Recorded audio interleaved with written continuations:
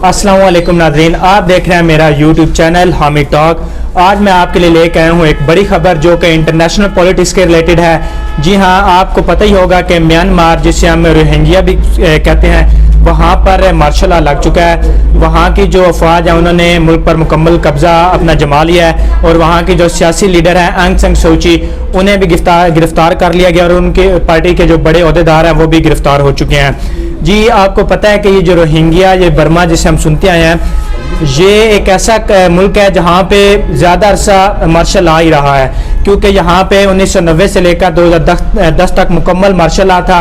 और जो ये इनकी एक पॉपुलर लीडर है आंग सान सू की, जो कि एक खुद जनरल की बेटी हैं, वो 20 साल जेल में रह चुकी हैं। तो यहाँ पे मार्शल लॉ लगना कोई बड़ी बात नहीं है। इस बार जो मार्शल लॉ लगने की वजह है, उसके पीछे की जो वजूहात है, उनमें सबसे बड़ी वजह यह है कि वहाँ की जो पार्टी थी जो इलेक्शन जीत कर आई है, उस पर इलेक्शन में धांधली का इल्ज़ाम था कि उन्होंने धांधली करके वो उन्होंने हुकूमत बनाई है। जो पार्टी है वो है नेशनल लीग फॉर डेमोक्रेसी, जिसकी जो लीडर है आंग सान सू की हैं, जो कि बहुत पॉपुलर लीडर है वहाँ की। उन पर ये इल्ज़ामात थे, जिसके बाद वहाँ की जो फौज है उसने मुल्क पर कब्जा कर लिया। तो आपको मैं एक इसकी जो तारीख है वो बता दूँ इस कंट्री की।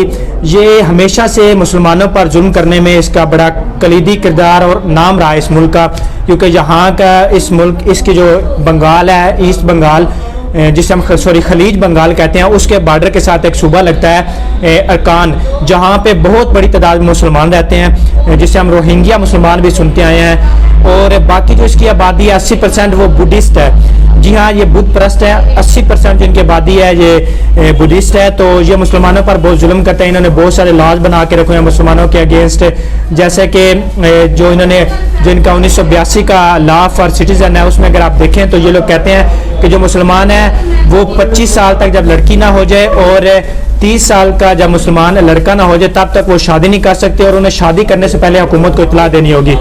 और शादी करने के लिए जो है उन्हें $750 पे करना होंगे, जो कि इनके लिए बहुत बड़ी अमाउंट है पे करना, क्योंकि इनके पास तो जूते नहीं है पहनने के लिए, कपड़े नहीं है, वहाँ पे रहने के लिए जगह नहीं है। उसके बावजूद इन पे ये चीज़ें लागू की गई हैं। और उसके बाद अगर आपके यहाँ कोई किसी बच्चे की पैदाइश होती है तो आपको $150 देने पड़ेंगे, जो कि एक और बड़ी अमाउंट है। आप शादी करने से पहले आपको गवर्नमेंट को बताना पड़ेगा।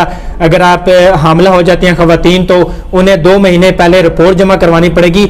मतलब ये ऐसे लॉज, ऐसे कवानीन है मुसलमानों को तंग करने के लिए, मुसलमानों की नस्ल कुशी करने के लिए, ताकि मुसलमानों की तादाद कम रहे, ज़्यादा ना बढ़े। क्योंकि वो एक ऐसी जगह है जहाँ पे काफ़ी मादनी ज़खायर हैं, काफ़ी मादनियात है। क्योंकि जो एक इमरान खान एंकर है, पाकिस्तान के बहुत नामवर एंकर हैं, उन्होंने जो हमारे साबिक मरहूम DGIS थे हमीद गुल साहब का इंटरव्यू किया था, तो उसमें उन्होंने ये चीज़ें बताई थी कि काफ़ी बड़ी तादाद में वहाँ पे मादनी ज़खायर भी हैं, जो कि उनको पता है वहाँ के जो बुद्धिस्ट हैं कि अगर ये लोग खुद कफील हो गए तो ये खुद कफील हो गए तो इनके पास पैसा भी आएगा और ये अपनी हालत बेहतर कर लेंगे। क्योंकि माजी में ये जाना जाता है कि जब पाकिस्तान बन रहा था तो तब रोहिंग्या के जो मुसलमान थे, जो कि बांग्लादेश के बॉर्डर के साथ लगते हैं, उन्होंने उस वक्त पाकिस्तान के साथ मिलने की या पाकिस्तान का हिस्सा बनने की कोशिश की थी, जिसकी वजह से वहाँ के जो बुद्धिस्ट लोग हैं वो इन्हें सख्त नापसंद करते हैं। तो इन्होंने पाकिस्तान को, या क्या अब का जो बांग्लादेश है, मशरकी पाकिस्तान तब का, उसको मुंतखब किया था, उनके साथ जाने का ख्वाहिश जाहिर की थी।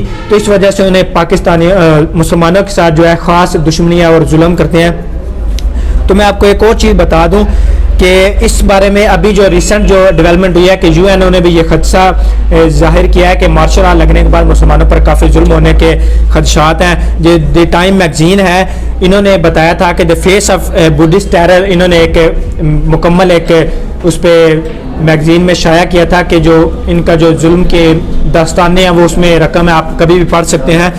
तो और बहुत सारी चीज़ें हैं, जैसे कि ये जो आंग सान सू की थी, इन्हें ये नोबल प्राइज़ विनर भी हैं, क्योंकि इन्हें अमन का इनाम भी दिया गया था, इस वजह से कि इन्होंने मुसलमानों के या और जो लोग हैं उनके हक़ में काफ़ी आवाज़ उठाई कि उनके साथ जुल्म नहीं होना चाहिए। और इसके अलावा इन्हें फ्रीडम अवार्ड भी दिया गया था, लेकिन वो बाद में इसे वापस ले लिया गया, क्योंकि ये अपनी बात पर कायम नहीं रह सकी कि जो इन्होंने बातें हुकूमत में आने से पहले की थी उन पर ये कायम ना रह सकी, मुसलमानों के हवाले से कुछ भी नहीं कर सकी, तो इनसे वो अवार्ड भी वापस ले लिया गया था। तो इस वक्त मैंने आपके सामने सारी सूरत हाल जो है वो पेश किया है। वहाँ पे अब मुकम्मल मार्शल लॉ है। वहाँ पे मुकम्मल फ़ौज की इजारादारी है। अमेरिका ने भी एक थ्रेट दिया है वहाँ की फ़ौज को कि आप जो सियासी लीडरशिप है उसको रिहा करें और दोबारा जमहूरियत जो है वो बहाल की जाए, लेकिन अभी तक इसके कोई आसार नज़र नहीं आते हैं। हम भी इस पर नज़र रखे हुए हैं और मैं कोशिश करूँगा कि आपको मज़ीद जो डेवलपमेंट आती हैं इसके रिलेटेड वो आप तक पहुँचाता रहूँ। और अगर आपको मेरा आज की ये जो स्टोरी है ये पसंद आई है तो काइंडली मेरा चैनल सब्सक्राइब करना मत भूलिए। आपका मेज़बान हामिद रज़ा, बहुत शुक्रिया।